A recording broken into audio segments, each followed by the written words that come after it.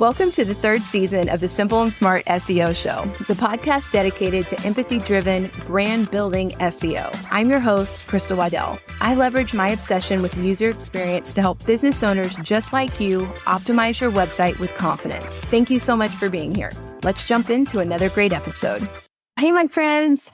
This is the final episode of the 2023 year for the Simple and Smart SEO Show. As a gift to you, I just wanted to share the top 3 most listened to episodes from season 2. So first up, we have episode 55 with Angie Colee, where she flipped the script on me and B and asked us questions about SEO. If you didn't catch it the first time, here's a clip. And if you love it, you can go back to episode 55 and catch the whole deal. Enjoy.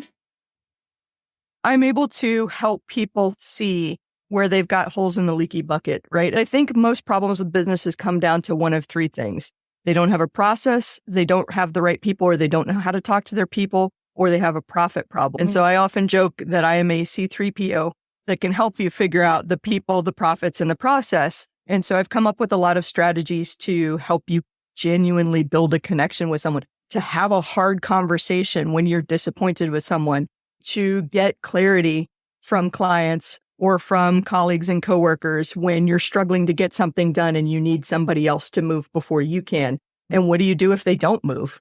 Strategies like that. So I really like to help people figure out those 3 aspects of their business. How can I communicate better? How can I introduce more revenue stream? How can I systematize this to where it's, heaven forbid, fun to run this business? When I first entered marketing, it was in a group of some less than shady operators who were like, yes, this is the latest black hat strategy. And gaming the system never felt good to me. Plus, there seemed to be a lot of technical mumbo jumbo and back-end headers and stuff involved. And because I'm tech phobic, if I can't figure out this technology within 5 to 10 seconds, I'm frustrated and going to burn it down. So it's just always been something I've avoided because I took the tack of, I don't write for spiders, for search engine crawlers. I write for people. Mm-hmm. And if it's not good enough for the search engines to find me, then I'm just going to cross my arms and go, screw you, Google. Is that interpretation of SEO actually correct? Is there another way that I should be looking at this, and a reason that I should not be like going, no, I'm scared to look at the back end of my stuff? You want to take it first, or you want me to take it first? Sure, I can take a stab at this one. Again, we said everybody's interpretation of what it means is just that based on your experience, right? People would go on the yellow pages and look for different businesses. I love that. My dad brought that one up. And now SEO just functions as that yellow page listing. And if you're not listed, if you don't have a strategy to make yourself available to people, they're not going to be able to find you. I like to say that you can be your own SEO superhero. This is not something that you have to have a lot of money or a huge business or just insider information that is really tough to get to be able to be successful with SEO. You just simply have to understand what keywords you want to win, what you want people to search for and find you so that you can sell them or help them or whatever it is you're trying to do. I have a slightly different take on it because I feel like something that comes up a lot is being intentional. It's a value I have it's come up in other guest interviews. And if you're being intentional with who you help, how you help them and sharing that information, one, you're going to have an SEO strategy because you're gifted one, whether or not you intentionally create one. And that SEO strategy is probably going to be at least like 80% of the way there because you're talking to your people in at least in a way. It may have jargon in there. And if it has jargon in there, that could be could be a good thing. It just depends. But you're going to have an SEO strategy and it'll be most of the way there. So you've got something working for you, but having an understanding of SEO and what's going on and how you can up level is just going to make it be that much more better. It's interesting. It sounds related to something I've said because, my skills in kind of communications and team management and process development and stuff like that. It's just naturally how I think. And I usually tell people, you have a process or a system, you just may not have it written down. Right. And so to me, that sounds similar. Like you have SEO on your site already. You just probably don't have a strategy. They're already crawling. They're already trying to find you, but you haven't figured out the right keywords maybe yet. something like that. And SEO is so interesting. One of my friends, Whitney, who listens to the podcast, she talks about how it's like a game. Like SEO really is like a game. Once you start playing, you're like, hey, there's different ways that you can win, because first you find out about keywords and you're like, oh crap, I could align words on the page and remove words like it and put the name of the thing instead of it. And then when somebody's searching for that particular word, my page is going to pop up. Oh, that's crazy. That's just like brain blowing stuff, right? And so you start there and then you realize, oh crap, this page is getting indexed in Google and people are visiting it. And I can actually put a link from this page to another page and get people to go see that other page, which is actually maybe a money page. And somebody might buy something from there. It's, oh, like, I'm mind blown again. So it's like you start discovering all of these ways that make winning easier. I think it's at that point that it becomes fun and less overwhelming, because you're like, oh, there is a method to this madness that is SEO and I can do it. I can do it for myself. Yeah. Okay. Yeah. Or even if I pay somebody else to do it, I can understand what they're doing. I can have an expectation of what they should do so that our business can be more successful. Yeah. I do love that. I do a lot of business coaching, and that kind of drives me nuts about some folks. I admit that I'm tech phobic, but I also want a basic understanding of it, that I know how to do things or what should be happening and am not snowed over, so to speak.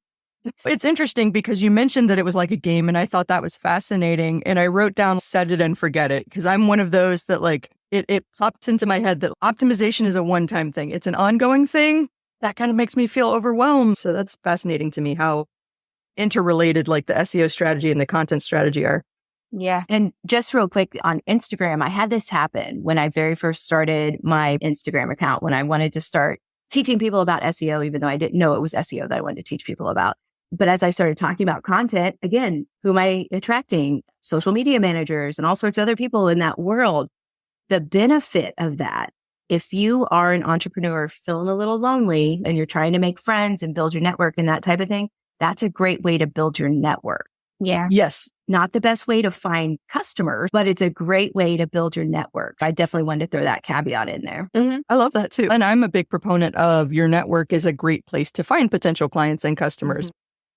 Next up, we have our second most listened to episode from season 2, and that was with Nicole Lewis, who is an Etsy OG and the founder of Art to the Extreme and the original Rainbow Crayon. She came on the show to talk to us about Etsy SEO and how to be successful on Etsy. So again, if you like the clip and you want to hear the rest of the episode, you can catch Nicole in episode 6C. And when I think of SEO, I'm not only thinking about my buyer, but also thinking about members of the press who might be Googling or searching Etsy or Google for those top holiday gifts, those stocking stuffers, the best birthday gifts for kids. And I want to be sure that I'm using those right keywords, not only to result in purchases, because we all want sales, but also those features and magazines and online gift guides that are going to continue that traffic and bring sales my way consistently over time, over the life of that article. And I always talk about this, those crucial backlinks to help my ranking on Google go up, because we all need that magic. I love that. Okay. So my question, because you were talking about like actually having insider knowledge with Etsy and SEO, what are like, I don't know if you have to whittle it down, what are like 3 places or 3 things that an Etsy seller should maybe know about using the platform? And then people like me who are service providers could also maybe apply elsewhere. You need to make sure that you're using effective SEO. You also need to make sure, and this is my big thing, is your photography and your branding is on point. And I know that scares a lot of people. You need to have, at this day and age, you need to have good photography, because say you happen to make it to page 1 or page 2 of Google or of Etsy. And now in a sea of products, people are trying to decide, okay, what I typed in the search engine has gotten me here to these results that should apply to me. But how do I choose which item? If I type in rainbow crayons, now rainbow crayon makers are a dime a dozen now. I personally base them off of a photo to start with, because when I'm seeing so many different choices, I'm going to go to that photo first that looks the best. So getting your photography, getting your branding, because a lot of people think that people will just go to your page and learn more about you and look at everything you have to offer. No, people are clicking on one listing from typing in that search, and that's what they're basing it off of. And half the time they don't even go to your shop. And I don't think a lot of Etsy sellers realize that. One thing that I think is interesting is that you described Etsy as a search engine, and you said Etsy search engine, ... And I just want to take a pause there because I think just having that mindset shift as different platforms as search engines is so important. So whether you're thinking about Instagram or Pinterest or TikTok or Google or Etsy or Amazon, which Amazon is the largest e-commerce search engine on the internet, I think it's just so important to just have that perspective that we're approaching Etsy now as a search engine. So how does this Etsy search engine work? So the Etsy search engine actually is going to work in two different phases. It's going to work in something called query matching and ranking. And query matching and ranking, what's the difference between the both of them? So let's give an example. When someone types in rainbow crayons in the search bar, I'm a rainbow crayon maker, and I don't know if they're even typing rainbow crayons. They probably don't even know that that's the gift that they want. But let's just say somebody types some rainbow crayons in the search bar. And you need to make sure that your rainbow crayons are going to be within that shopper search and that query matching. Etsy SEO is matching your product with the shopper search, but you also need to make sure that you have a good ranking. Let's take that example. So the rainbow crayon search, if you're on page 48 when someone types in rainbow crayon, that's not going to help get buyers to your shop. They're not going to see your products. No one's searching through 40 pages just to find you. So you want to make sure that your product is not only matching the query that someone's typing in that search bar, but you also want to make sure that your items are ranking. And that's the SEO works in a nutshell. Okay, so my question would be then, okay, how do I rank? How do I rank better? That's exactly what people want to know. And when a customer uses that search bar, Etsy is going to look into the SEO of items to match that actual search. So for that ranking, there's 4 main places that Etsy system is going to kind of like look at and draw from for that best match possible. They're going to look at the listing titles. They're going to look at the tags. They're going to look at the category that your product, that you think that your product belongs in. So that's really important. In the list, the actual listing attributes. And keywords is a whole topic within itself. So use listings to A/B test. If you have two of the same product, put them up there. But I wouldn't test multiple things on one listing. So if you want to know which photo is going to get the most clicks, test out the photo and keep the titles and stuff the same. If you want to know which title is going to perform better, keep the same photos for that first photo and test out different titles and see what works over time. As a fellow Etsy seller, that is so helpful. Understanding what variable is a control variable is really important. You know what I mean? So I'm just thinking, I'm like, this would be an excellent freebie because it's like how to test your listings against each other to really find what the variable is that is making it work, making it sell. So much of it is just not sure why it's working. I just know it is. And so then when something changes or multiple things change, it's harder to adapt when you don't know what's working. So thank you for that idea. For actual ranking within Etsy too, there's a few things that go into those higher ranking scores. And one of the A/B tests is actually going to give you a benefit to that. Etsy's looking at relevancy. They're looking at translation and language. They're looking at listing quality score. They're looking at They're looking at customer experience score, shipping price, and shopper habits. And I think all of these could be a mini like TED Talk within themselves. All right. And last but not least, we have our very own SEO celebrity, Matt Diamante. And he's on to talk about local SEO and give us all the little tips and tricks that he shares on his TikTok and Instagram. This is episode 69 with Matt Diamante. I know personally, I didn't realize this. When you start your website, essentially you're just putting an address out there. SEO is not built in. And a lot of people associate having a website with having searchability. And so I just wondered, like, how do you explain that to your clients, or how would you explain that to someone who wants to get a website up and going? Like, what are the elements that they need to think about rather than thinking, oh, all of a sudden I'm going to put a website up and I'm going to get traffic? So think of your website as like a physical building, a physical storefront, big, small, whatever size you want to imagine it. And now we're going to just say that building is in the middle of a field in the middle of nowhere. that's your website, right? There's no roads going to it. Nobody knows it's there. You do have a pole with your address on it, but there's no roads going there. So essentially what SEO does is you're building all these roads and you're building the infrastructure so that people can actually find it. So instead of that one business, you make it more of a destination where you have all this information that people can consume, the questions that they're looking for, their answers, all that stuff. And then people start coming to you. And like I said, it's more of a destination instead of just, a storefront in the middle of the field. I think that's such a good explanation. I have a segue question into the bigger topic for today. Why do you think small business owners really need to understand and do their own SEO and build those roads and get all of the information out there?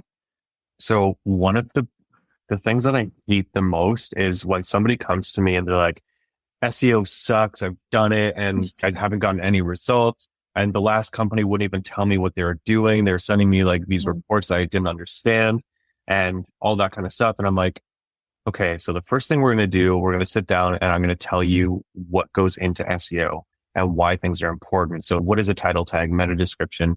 What are the different heading tags? Why are those important? What is good content? Should you be using bullets? Should you be using lists? Like how to break out your content images, like all that kind of stuff. So I really want them to understand what goes into SEO, what is SEO, and that way, whether they hire me or not, they're going to be better informed moving forward. And a lot of business owners want to write their own content on their website and they want to write their own blog posts. You can't just write content in blog posts and be like, yeah, I'm doing SEO. It's going to rank.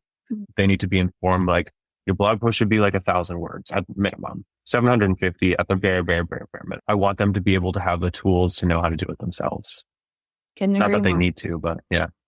Okay. I love your, what do you call those? I want to say analogy. Yes, analogy. Yeah. I'm totally stealing it. Okay. That's going to be my new thing. I'm going to totally. I literally just came up with that. I've never said that before. Yeah. SEO. Yeah. I'll totally give you credit, but I'm totally stealing it. Yeah. SEO is the internet roads that lead to your business. I love that. Such a great explanation and visual of the fact that, yeah, you could have a website, but it's in the middle of nowhere and nobody knows how to get there until you build the roads to get there. And that's why you need SEO. I feel like some of the e-commerce sellers I've worked with have given me some pushback on adding more words to the page, but like with Shopify, hey, we don't have to add it to the top of the page. We can let your products shine.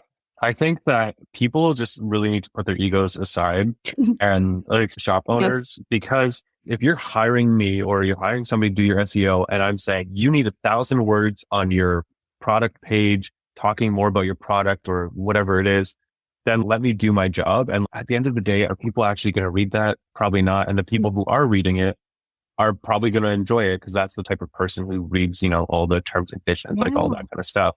And yeah, it's just let us do our job. If we want to change the name of your product to something that people are actually searching, then that's something that we need to do. And if they don't want us to do it, then I'm like, cool, we'll do everything else. But just so you know, you are blocking us from actually doing the full job. How do you manage the expectations of your clients? That's a good question. I don't do benchmarking. I'm not like, you're starting here and we're going to get to 10,000 clicks a month. I don't do that because that's unrealistic. And why 10,000? Why 20,000? Why 5,000? We are going to grow your traffic organically and it's going to get as big as it needs to and as it can. And we're going to do our jobs to attract the right people to your website.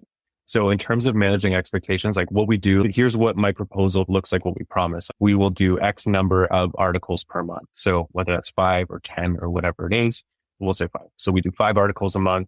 You get 4 backlinks a month from high domain authority sites, so high ranking sites. And then you also get like the technical SEO stuff. We'll go through every page of your website, make sure all that stuff's good. And then we'll also like fix any technical things if we can. So if it's WordPress, we'll fix like the page speed stuff or the JavaScript or the CSS, all that kind of stuff. They're seeing that work is being done. I used to do SEO campaigns where the client's paying, let's say $1,000 a month. And they're like, okay, what did you do? I'm like, we did keyword research and we did this and we did this. And we added 2 paragraphs to these 3 pages on your site this month. And that's all we did. And they're like, why am I paying $1,000 for that? And I'm like, it's all the stuff that you don't see that now your website is like ranking higher. So I make sure to say like, you get X amount of words per month. So maybe it's 5,000 or 10,000 words written on your website per month. And you get X amount of backlinks per month. And then we can show them all the work that's being done. And it's a lot more expensive now than $1,000, but we're doing a lot of work, and I guarantee you will get results, but it might not be number one. All right, guys, that closes us out here for 2023 on the Simple and Smart SEO Show. If you enjoy the podcast, would you do me a favor and hit that subscribe button or share the podcast with a friend? It really makes a big difference when people subscribe, share, or rate our podcast. So if you're listening on Spotify or Apple Podcasts, just give us a rating. And if you have a little extra time, leave a review. I'll be right back here with you first Wednesday of 2024 with a very special guest. You won't want to miss it. So have a great holiday, Merry Christmas, and Happy New Year. Hey guys, this is Crystal, one of your co-hosts from the Simple and Smart SEO Show podcast. If you're looking for a unique, handcrafted way to spruce up your home or office, then collagenwood.com is the perfect place for you. We are a small, woman-owned business that offers a range of beautiful wooden signs for your home or office. Our talented team of artists will work with you to create a sign that perfectly suits your needs. So why wait? Use promo code SIMPLE10 to save 10%. Visit collagenwood.com today. Save 10% with promo code SIMPLE10. That's collagenwood.com.